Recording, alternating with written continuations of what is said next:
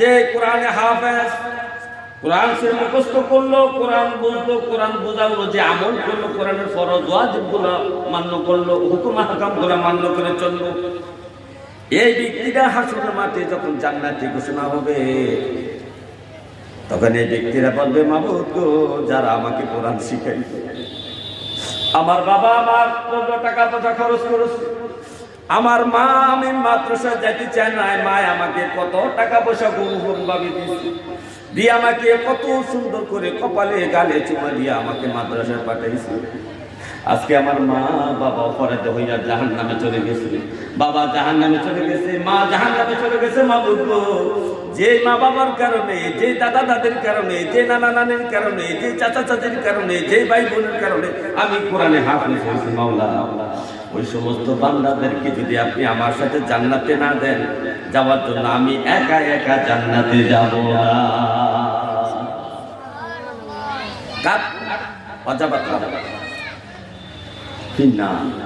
যাদের পরে জাহান্নাম ওয়াজিব হয়ে গেছে, এই সমস্ত ব্যক্তিদেরকে কোরআন হাফেজ করবে, সুপারিশ করে জান্নাতে নিয়ে যাবে, তার পরিবার আহলে আওলাদের মধ্যে, আত্মীয়দের মধ্যে 10 জন ব্যক্তিকে, কয়জন?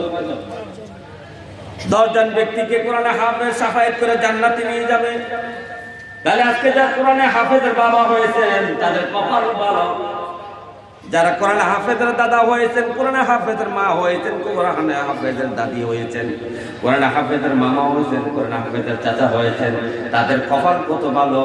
যদি ঈমান নিয়ে মরতে পারেন, গুনার কারণে যদি জাহান্নামে চলে যান, কিন্তু এই আপনার আত্মীয়, আপনার এই পরিবারের সদস্য থেকে একটা কোরআনে হাফেজ থাকার কারণে এই কোরআনে হাফেজ আপনাকে শাফায়াত করে জান্নাতে নিয়ে যাবে। জোরে জোরে বলেন সুবহানাল্লাহ। হাদিস শরীফের মধ্যে, কিতাবের মধ্যে উল্লেখ করেছে 4 প্রকার সন্তানের মা বাপ সৌভাগ্যবান। কয় সন্তানের?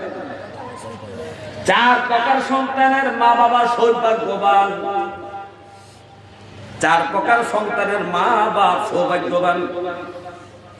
এর মধ্যে 1 নম্বর হলো শহীদ, যার সন্তান শহীদ হয়েছে, শহীদের মা বাবা ভাগ্যবান, কারণ শহীদ ব্যক্তি বিনা হিসাবে জান্নাতে যাবে, আর এই ব্যক্তি যাকে জান্নাতে নেওয়ার জন্য সুপারিশ করবে, আল্লাহ তাআলা তার শাফায়াত কবুল করে তাকেও জান্নাতে দিয়া দিবে। জোরে জোরে বলেন সুবহানাল্লাহ।